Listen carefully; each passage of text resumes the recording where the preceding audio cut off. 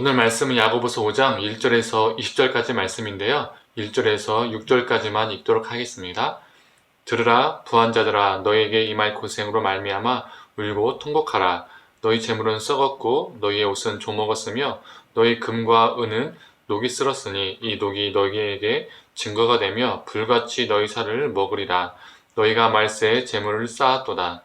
보라 너희 밭에서 추수한 풍꾼에게 주지 아니한 싹이 소리 지르며 그 추수한 자의 우는 소리가 만군의 주의 귀에 들렸느니라. 너희가 땅에서 사치하고 방종하여 사륙의 날에 너희 마음을 살찌게 하였도다. 너희는 의인을 정죄하고 죽였으나 그는 너희에게 대항하지 아니하였느니라. 아멘. 아침 묵상을 들으신 우리 모든 성도님들에게 하나님의 은혜와 평강이 있기를 간절히 소망합니다. 오늘 야고보서 5장은 마지막 때, 즉 예수님의 재림의 때를 기다리는 신앙에 대해서 두 가지로 나누어서 이야기를 하고 있습니다. 첫 번째로 마지막 때를 기다리는 재림의 신앙은 헛된 재물을 쌓지 않는 신앙입니다.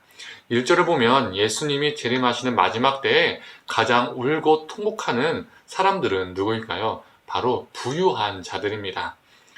2절에서 3절을 보면 그들이 이 땅에서 죽도록 모았던 그 재물, 옷, 금, 은, 이 모든 것들은 하나님의 심판대 앞에서 그들의 죄악상을 고발하는 증거로 제시가 됩니다. 참 아이러니하죠. 이 땅에서 자신을 더욱 지키기 위해서 더 많이 누리기 위해서 그렇게 악착같이 움켜쥐면서 모았던 그 물질들이 오히려 자신들을 고발하는 증거가 되기 때문입니다. 자신들이 자랑하고 내세웠던 그 물질이 그들이 이 땅에서 살 동안에 얼마나 욕심을 부리며 살았는지, 얼마나 욕망에 젖어 살았는지 보여주는 증거물이 되는 것이죠. 마지막 때에 하나님이 우리에게 물으시는 겁니다. 죽어서 가지고 오지도 못할 거, 네 돈, 네 땅, 그 많은 돈으로 너 지금 뭐하다 살다 왔냐? 라고 물으신다는 겁니다. 우리가요, 이 땅에서 과하게 가지려고 하면 누군가는 고통받게 되어 있습니다. 4절에서 6절에 4절에서 6절이 그것을 말해주고 있는 것이죠. 4절만 읽도록 하겠습니다. 보라 너희 밭에서 추수한 풍꾼에게 주지 아니한 싹이 소리 지르며 그 추수한 자의 우는 소리가 만군의 주의 귀에 들렸느니라. 누군가는 울게 되어 있습니다. 누군가는 고통받게 되어 있죠. 그리고 그 울부짖는 소리를 하나님이 들으시고 가진 자에게 그 책임을 물으십니다. 재물은요, 쌓아두는 것으로 유익을 얻지 못합니다. 하나님이 우리에게 주신 재물은 쌓아두라고 주신 것이 아니라 나눠주라고 주신 것입니다. 마지막 때에 우리 주님의 때에 우리 주님께서 우리가 얼마나 많은 물질을 모았는가를 보시지 않고 얼마나 가난한 사람들을 위해서, 정말 연약하고 어려운 사람들을 위해서 그 물질을 나누어 줬는가, 사용하였는가, 그것을 우리 주님은 보십니다. 사랑하는 성도님들, 우리는 마지막 때를 기다리는 신앙인이지 않습니까?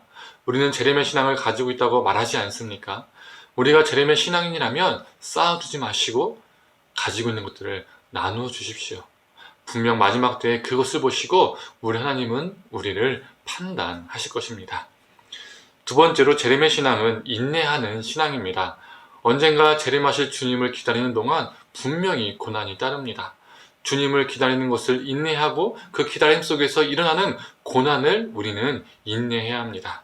재림의 신앙은 고난을 인내하는 신앙인데 그 인내하는 데에 몇 가지 태도가 필요합니다. 첫 번째로 인내 중에 진실한 것입니다. 12절에 아무 다른 것으로 맹세하지 말고 오직 너희가 그렇다고 생각하는 것은 그렇다 하고 아니라고 생각하는 것은 아니라 하여 정죄 받음을 면하라 라고 말하고 있습니다. 옳은 것은 옳다고 아닌 것은 아니라고 할 수 있는 진실한 용기가 우리에게 필요합니다. 또한 맹세가 필요하지 않을 만큼 정직함도 우리 삶 가운데 필요하죠. 두 번째로 인내 중에 항상 기도해야 합니다.